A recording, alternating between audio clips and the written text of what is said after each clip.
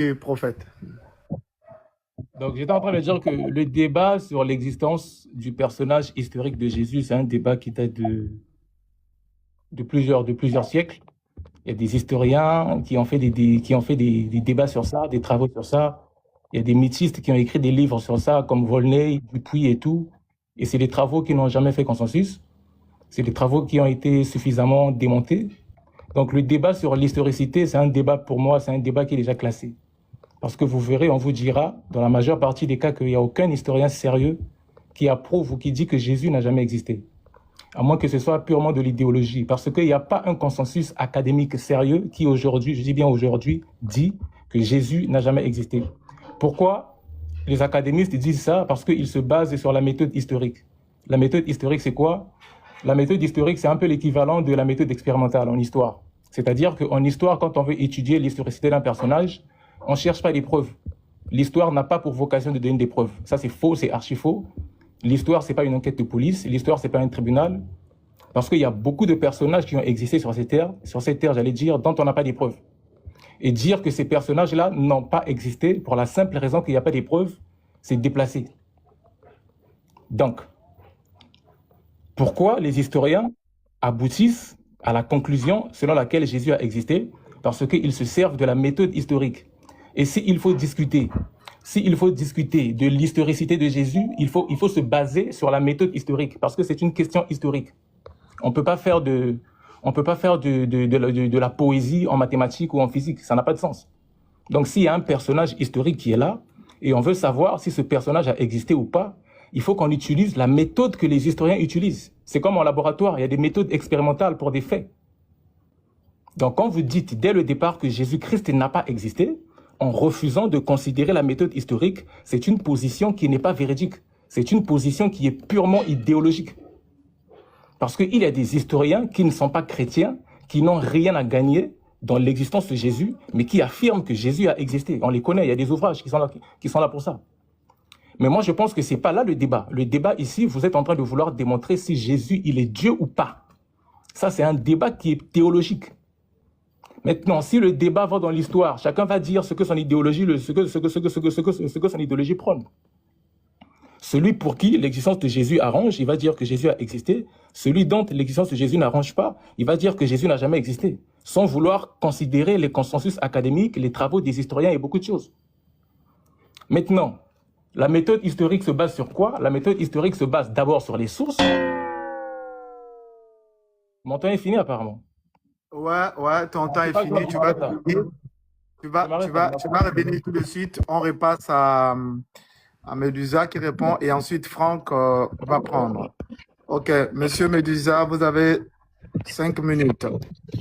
Tout à l'heure, là, au lieu de passer du temps à faire le bavardage avec des formules de rhétorique qui sont assez approximatives, tu aurais pu aller directement. Tu parles de méthodologie. Applique maintenant la méthodologie et puis prouve-moi que Jésus a existé. Non, la méthode historique. D'accord, utilise directement la méthode et prouve. Tu me demandes de déterminer si Jésus est Dieu ou pas. Mais je ne n'y crois pas. Je ne peux pas te dire s'il est Dieu ou pas Dieu puisque Jésus n'a pas existé. Donc naturellement, je t'ai dit Jésus n'est pas Dieu. Et je ne crois pas en ta Bible. Parce que toi, tu veux faire ça, c'est le débat que vous faites avec des musulmans. Si tu es devant un musulman, vous pouvez décider de voir si Jésus est Dieu ou pas. Il va te dire non, pour lui, Jésus n'est pas Dieu, Jésus n'est qu'un simple prophète. Et toi, tu vas dire non, il est Dieu. Ou alors, tu peux le faire avec un autre chrétien. Des chrétiens, par exemple, qui n'acceptent pas la divinité de Jésus. La divinité de Jésus, c'est un débat entre chrétiens. Ça, c'est des débats faciles, ça. Lui, l'autre du live, il dit, si quelqu'un ne croit pas que Jésus est Dieu, il peut apporter tous les arguments nécessaires. Moi, je te dis, mon argument, Jésus est un mythe. Il n'a pas existé, il ne peut pas être Dieu. Il y a plein d'autres arguments. Tu parles de consensus historique. Qu'est-ce qu'il prouve? Reste dans l'historique et dans la Bible. Je suis en train de parler de l'historique. Il a parlé du consensus historique. Je te mets au défi de me sortir une statistique qui a été réalisée et puis qui démontre qu'il y a un consensus historique. Beaucoup de gens répètent cette phrase-là, mais elle est fausse. Un consensus, ça signifie qu'on a demandé leur avis sur la question à tous les historiens du monde. Donc les historiens à la fois africains, asiatiques, Européens, du Moyen-Orient, tous Américains du Nord, Américains du Sud, et on a réalisé un sondage précis en se basant sur tout ça, et on s'est rendu compte que la plupart des historiens disent que Jésus a existé. Or, ce n'est pas le cas. En fait, on prend 2, 3, 4, 5, 6 historiens occidentaux, européens et américains principalement, et on décide, les historiens sont d'accord. Ah bon? Tu peux me citer les historiens africains qui ont donné, ou bien vous pensez que les historiens africains ne sont pas intelligents? Les historiens chinois ont donné leur point de vue sur la question, les historiens moyen-orientaux, les historiens d'Amérique du Sud, tout ça parce qu'on considère que voilà, on appelle les pays du Sud, parce qu'il y a un épistémicide sur le plan de la connaissance, une injustice épistémique, dans le sens de Fricker, pour ceux qui ont lu, n'est-ce pas? Et ça fait partie de ce qu'on appelle les injustices, justement, testimoniales et herméneutiques. Mais bon, ils ne connaissent pas tout ça. Donc, il n'y a pas de consensus historique, comme tu dis. Et un consensus, même s'il y aurait un consensus n'est pas une preuve. On peut tous être d'accord, avoir un consensus sur un truc qui est faux, simplement parce que ça arrange nos intérêts. Et des faux consensus comme ça, il y en a eu beaucoup. Des faux consensus comme ça, il y en a eu beaucoup. Bon. Tu dis les preuves. Je t'ai dit qu'il n'y a pas de preuve de l'existence de Jésus. Tu dis non, le fait de ne pas avoir de preuves, ce n'est pas... Est-ce que tu peux nous sortir les preuves? Moi, c'est ça que j'attends. Donc, la prochaine personne qui prend la parole... La Bible est une preuve. La Bible est une preuve, c'est suffisant. Non, ce n'est pas suffisant. On appelle ça un argument circulaire. Va te renseigner sur ce qu'on appelle un argument circulaire, là, c'est trop convaincant. Si ce n'est pas historique, pourquoi la Bible existe? Si pour toi, les gens qui ont retracé son parcours ont écrit... C'est comme un musulman qui dit... Attends. C'est comme un musulman qui dit la preuve que ce que le Coran dit est vrai, c'est qu'il est écrit dans le Coran que c'est vrai. Le bouddhiste dit la preuve que ce que la Bhagavad Gita dit est vrai, c'est parce qu'elle est bas. L'autre dit la preuve que ce que le Veda dit, c'est que c'est écrit à l'intérieur. Tout en fait. Si je te dis le Père Noël existe, c'est quoi la preuve? La preuve, c'est le livre qui parle du Père Noël. Et la preuve, une nation qui a reçu son arrivée, c'est-à-dire Israël. Israël, c'est suffisant. Juste pour ça, pour ne pas mentionner la Bible. Israël, c'est le pays qui a reçu le Messie. Tout simplement. Mais attends, à part ça, tu veux que je te dise quoi d'autre, mon frère? Il n'existe aucune preuve avant le 5e siècle et le 4e siècle, c'est-à-dire qu'avant le Babylone, que soit compilé le Babylone de Jérusalem, le Talmud de Jérusalem et le Talmud de Babylone, il n'y a aucune preuve qui montre que Jésus a existé. C'est après qu'ils l'ont ajouté. Je t'ai cité le Gittin 57a dans le Talmud qui dit que Jésus ira bouillir dans une marmite de caca pour l'éternité. Je t'ai cité le Sanhédrin 106a qui dit que la maman de Jésus était une joie. Va aller dire que Jésus n'a pas existé. Va en Israël et va dire que Jésus n'a pas existé. Va en Égypte et va dire que Jésus n'a pas existé. Va aller dire ça, mon frère. Mais apparemment, tu ne comprends pas. Apparemment, tu ne comprends pas. Il y a plein de vidéos. Écoute-moi. Si tu vas... Bon, écoute, attendez. Comme il a pris mes minutes, regarde ce que je vais faire mieux que ça. Et comme tu veux vraiment que je te mette en PLS, tu m'as dit d'aller en Israël pour aller dire que Jésus n'existe pas. Je vais faire mieux que ça. Je vais demander l'avis à un rabbin. Tu connais ce que c'est qu'un rabbin, non? Son temps est fini, son temps est fini. Non, mon temps n'est pas fini. Ton frère a parlé pendant mon temps. Laissez-moi une minute quand même. La même chose.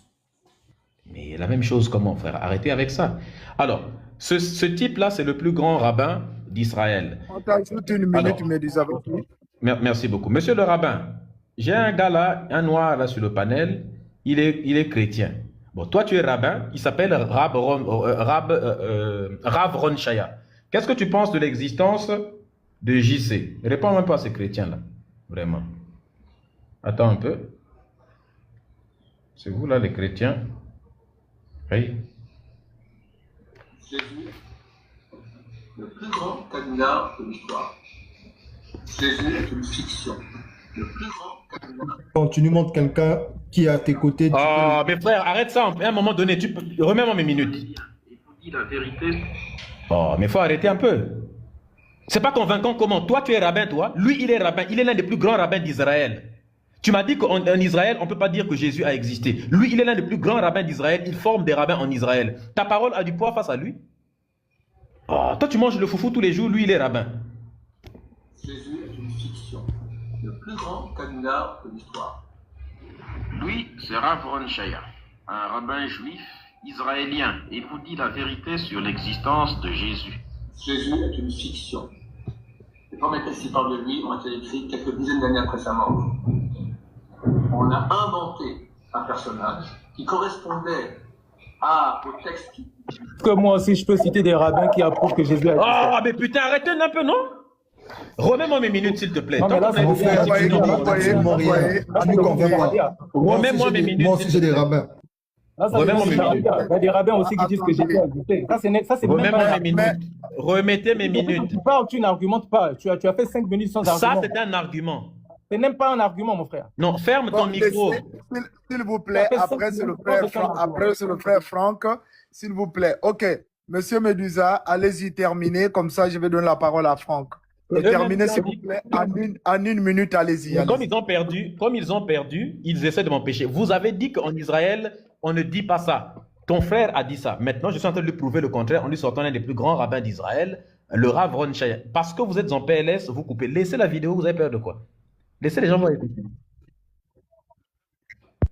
Écoutons seulement la vidéo. Je sais que ça fait mal. Je me mets à votre place, vraiment. Je sens le coup de mes... Je sens la corde de mes arguments autour de votre cou. Mais soyez l'autre là. Soyez fair play. Jésus est une fiction. Le plus grand canular de l'histoire.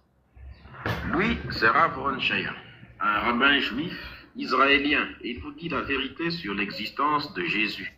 Jésus est une fiction. Les premiers textes qui parlent de lui ont été écrits quelques dizaines d'années après sa mort.